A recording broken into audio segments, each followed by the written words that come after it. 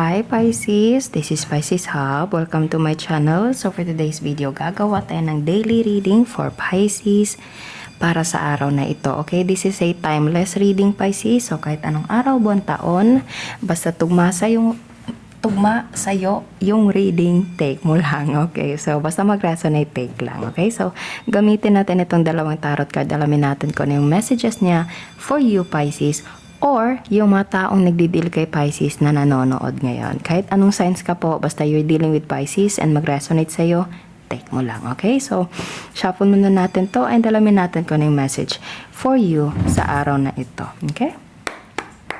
Reminder lang na ito ay general reading po. So, pwede pong mag-resonate, pwede pong hindi. And this is a timeless reading, Pisces. So, kahit anong araw, buwan, taon, basta mag-resonate, take lang, okay? Pag hindi, wag pong ipilit, okay?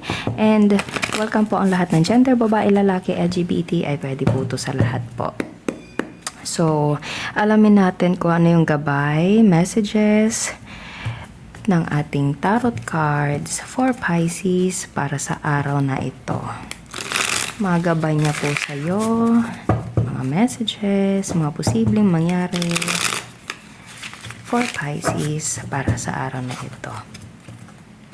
Shuffle muna natin to. Ito muna, unahin natin. Ano po yung message niyo po for Pisces para sa araw na ito?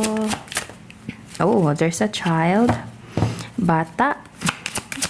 Pwede anak mo Pisces. Kapatid. Pathway. Oh, okay. Community. And concern. Bakit merong concern? So, pwede merong bata, community, pathway, and concern. So, pwede merong kang anak Pisces, or pwede merong kang pamangkin, or pwedeng ikaw, yung parang inner child mo, okay, yung inner child mo mismo, yung parang meron kang,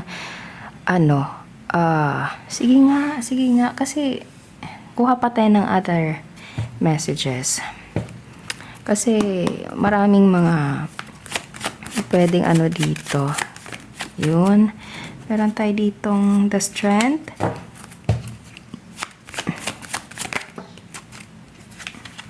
feminine, and ace of cups. Oh, okay. And isang card pa po. Yun. Oh, ang galing, ang ganda. Ang ganda ng mga cards na lumalabas, Pisces. Marami dito ang major arcana. Okay, so meron tayo ditong strength, meron tayo ditong the empress, the magician, tapos meron pa tayo ditong ace. So, sa kung ano man, pwedeng ikaw to Pisces, or pwedeng meron kang anak, pwedeng nanay ka, pwedeng ikaw yung anak, pwedeng ikaw yung anak tapos meron kang nanay, or lola, or mother figure, ate, na sobra mong minamahal, na kumbaga parang merong pathway dito, and posibleng meron siyang concern, pwede meron siyang mga gustong ibigay sa iyo, or pwede meron kang gustong ibigay para sa anak mo, or sa kapatid mo, or sa pamangkin mo, or ikaw mismo Pisces, yung parang meron kang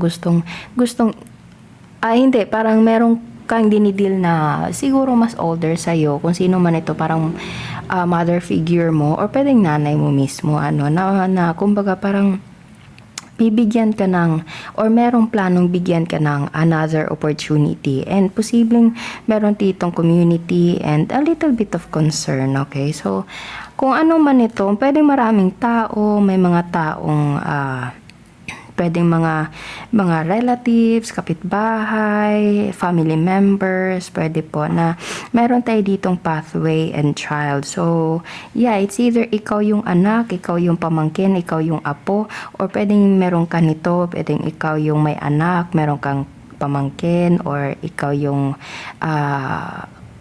may bunso kang kapatid. Pwedeng ganon, okay? Na concern ka, or concern sila sa'yo, or something like that. And merong parang opportunity, kasi meron tayo ditong ace of cups and the magician, tapos meron pa tayo ditong the strength. So, the strength is all about parang you have been dealing a lot.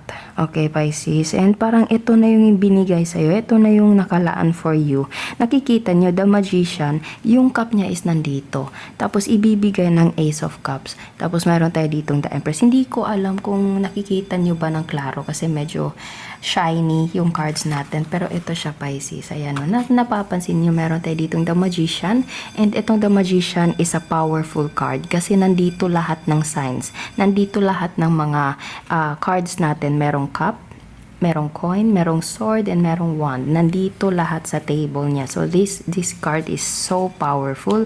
Manifestations, attraction, okay?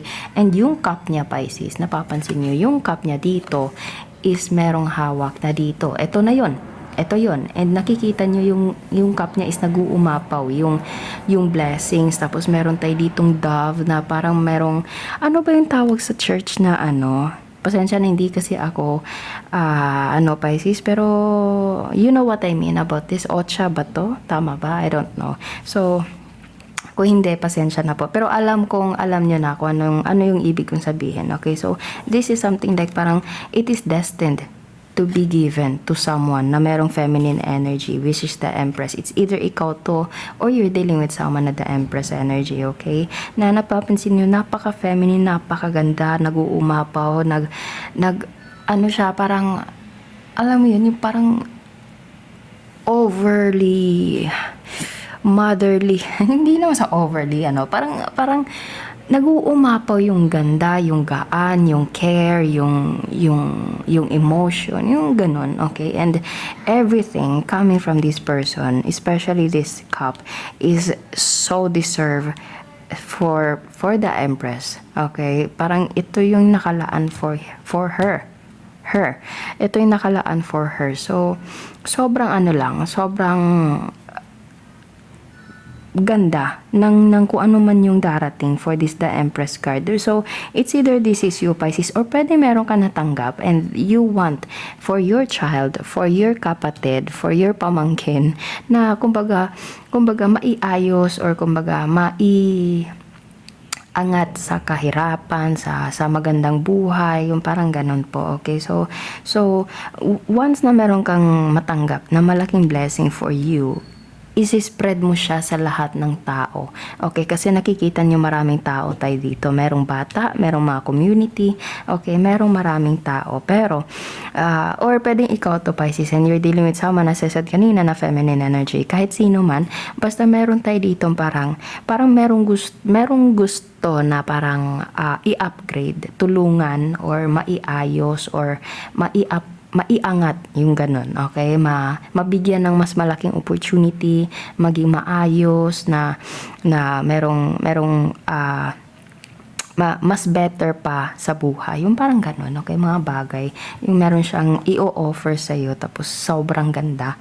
Okay, so pwedeng hinihingi mo to, pwedeng ito ay minamanifest mo, ito yung gusto mo, hinihiling mo to, pwede din, Pisces. Okay, so parang ano tayo dito? Parang meron ka matatanggap na blessing and you will share it to other people. Ganun yung energy na nakukuha ko dito, Pisces, And meron tayo ditong the strength. You have been dealing a lot, especially, syempre, yung mga buhay, yung ganun, yung adulting, pwede po yung mga responsibilities sa buhay, pwedeng may anak, merong kapatid, syempre, may pamilya, or sarili mo mismo, pwede po. Okay, yung mga ganung klaseng mga responsibilities. Pero meron tayo ditong Ace of Cups coming from the Magician for the Empress, okay? Na ibibigay for the Empress feminine energy. So, kung sino man ito, it's either you or you're dealing with someone and the Empress, kahit sino sa inyo, merong makakatanggap na malaking blessing. And kung sino man yung nakatanggap, isi-share niya sa mga taong mahal niya sa buhay.